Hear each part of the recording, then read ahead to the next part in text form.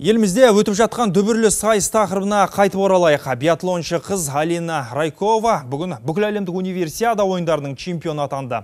Қазақстандық спортшы 15 шақырымдық жекелей сынды топ жарды. Сөйтіп ел қоржынына күміс пен қола медальді түсірді. Алатау етегіндегі шаңғы биатлон кешенінде жүрген спорт шолушымыз Қанат Базылхан хабарлайды. 28-ші қысқы универсиада ойындарының екінші жарыс күні Қазақстан қоржынына алғашқы алтынды биатлоншы Алина Райкова салды. Алматылық спортшы 15 шақырымдық жекелесінде 59 минут 48 секунд уақытпен универсиада ойындарының екі дүркін чемпион атанды. Қазақтың спорт және туризм академиясының студенті 2 жыл бұрын Словакиядағы универсиаданың да жеңімпаз атанған болатын. Алинадан 2 минутқа қалып қойған семейлік Галина Вишневская ойындардың күміс жүлдесіне қол созды. Қола украиналық биатлоншыға бұйырды. Қазақстандық Дарья Усанова мен Елизавета Бельченко тиісінше 4-ші, 5-ші орындарға табан тіреді. Жарыстан кейін жеңімпаз бен жүлдегер өз ойларымен бөлісіп, тау деңгейіндегі жарыстың қиын болғанын тілге тиек етті. Өте жауапты жарыс, себебі өз жерімізде өтіп жатыр. Иыққа 2 есе жауапкершілік жүктелді. Жанкүйерлерді жерге қаратпау керек болды. Сол үшін де бұл медальдің жөні бөлек. Маған үміт артқан барлық жақындарыма алғысым шексіз. Олар менің жеңіске жететініме сенімді болды. Аздап өкініш бар. Ауа райының қолайсыздығынан бұрышта құлап қалдым. Содан уақытты көп жоғалттым. Ату алаңда нысана көрініп тұрды. Бірақ жүгірудегі қолайсыздық біраз кедергілер келтірді.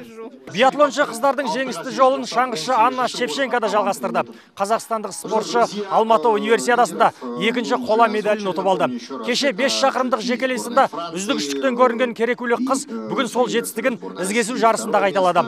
Жалпы кешелі бері шаңғышы қыздар сайысында Ресей мен Қазақстан жүлделерді өзара бөлісіп жатыр.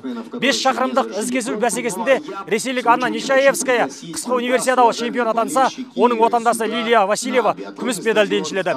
Орыс қыздары кешеде тұғыр биігінен көрініп, Васильева топ жарғаны белгілі.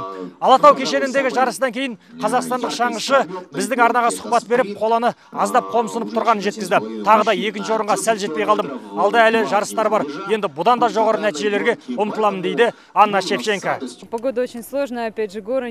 Бүгін қар жауып, ауа райы құбылып тұр. Жарыс жолында бұл бізге аса қатты әсер еткен жоқ. Себебі менің салмағым жеңіл. Сондықтан шаңғымен жүгіру аса қиындық тудырмады. Енді қола медальға да қуану керек. Нәтижеме ризамын. Ерлер арасындағы 10 шақырымдық ізкесу жарысында да ресейлік шаңғышылар алтын мен күмісті өзара бөлісті. Орыс спортшы Дмитрий Ростовцев кешегі күмісіне бүгін алтын медаль қосса, оның отандасы жекелесінде топ жарған Валерий Гонтар 2-ші орынды иеленді. Қола армениялық шаңғышыға бұйырды. Қазақстандық Виталий Пухкало 4-ші орыннан көрініп, жүлдеге сәл жетпей тоқтады. Биатлоншы жігіттер де медальдан тыс қалды. Ертең бүкіл әлемдік қысқы универсиаданың 3-ші жарыс күні 6 медальдар жиынтығы сарапқа салынады. Атап айтқанда тау шаңғысы мен конькиден және шаңғы мен тұғырдан секіруден жеңімпаздар мен жүлдегерлер анықталады.